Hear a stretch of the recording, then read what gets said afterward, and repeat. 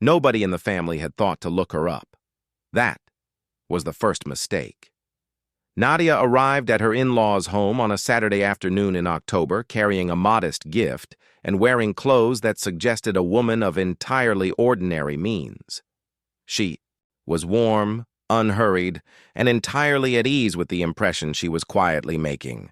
She answered questions about her background accurately, but incompletely, the way someone answers when they have decided to let people form their own confident conclusions before offering any corrections. Her mother-in-law, Gloria, formed her impression within the first hour. Nadia was pleasant enough, she told her sister later that evening, but clearly not what the family had hoped for their son. Daniel had always been expected to marry well, meaning, in Gloria's understanding, money that arrived loudly and announced itself before the appetizers were served. Nadia's shoes were good, but not remarkable. Her bag carried no recognizable logo. She drove a clean, older model sedan and arrived on time. She asked thoughtful questions about the family business throughout. The meal, which Gloria interpreted as genuine interest and Daniel's aunt interpreted as polite ignorance, neither was correct. If this story is reaching something in you, give it a like. Tell us in the comments how the weather is in your city today. We read every single one. Stay with us, because what the family discovered 1 month later left them completely and utterly speechless. What nobody in Daniel's family had done was search her surname. It was unusual.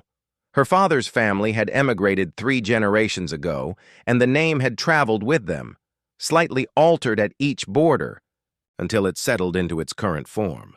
Had anyone searched it, they would have found first a foundation bearing that name, established 20 years ago by Nadia's father. Beneath the foundation sat a holding company.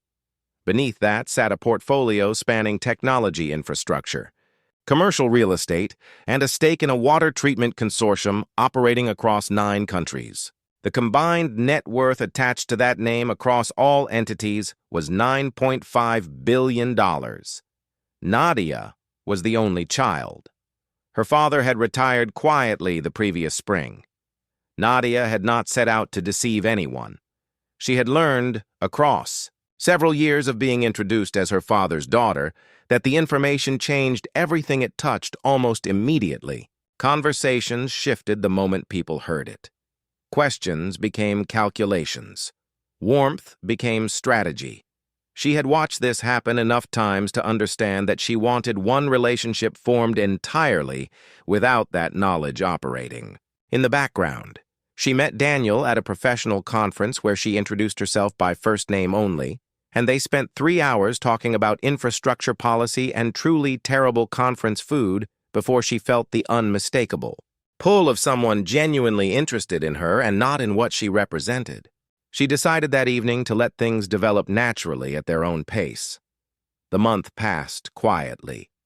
Nadia visited the family twice more, each time arriving in the same sedan wearing the same careful ordinariness. Gloria mentioned to Daniel, with the practiced delicacy of a woman who had managed her son's choices for 30 years, that she hoped he was thinking seriously about his future. She had never released the idea that the right marriage would resolve something money had not settled. She had a specific and clear picture of what that resolution looked like. Nadia did not fit it in any obvious way. She had never intended to. She had been waiting, with the patient precision of someone who understood that timing was its own form of strategy, for the particular moment now quietly approaching. The revelation came through a newspaper. A financial publication ran a profile of Nadia's father on the occasion of his retirement, covering his career, the holding company, the foundation, and his transition plans in some detail.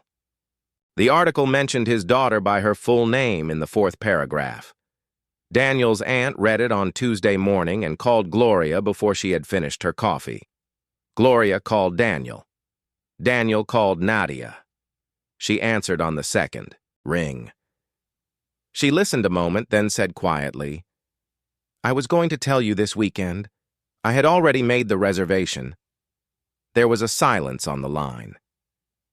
"That sounds right," he said finally. She had always appreciated exactly that about him. The family dinner that followed rearranges itself carefully in memory over time. Gloria arrived, having spent considerable effort on her presentation, and left managing her expression throughout. Nadia arrived in the same sedan, sat at the same table where she had been assessed, and found ordinary, and answered every question about the business with the same thoughtful completeness she had always offered. After dinner in the kitchen, Gloria told Daniel that Nadia was not at all what she had expected. Daniel agreed quietly. Gloria considered this and said she supposed that had been the point. It was, he said simply. It had always been. Nadia had walked into her in-laws' home on a Saturday afternoon and allowed a woman she had never met to form a complete and confident impression of who she was and what she was worth. She had done this deliberately because she understood something Gloria had not, that the impression a person forms in the absence of information reveals considerably more about them than it does about the person they believe they are, carefully assessing. The $9.5 billion had always been there.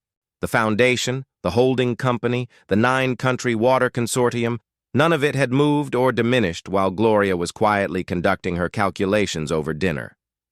Nadia had simply been waiting for the right moment to allow the full picture to finally become completely visible. She had learned long ago that the most important things do not announce themselves. They simply remain, quietly and completely and entirely in place, until someone finally thinks to look.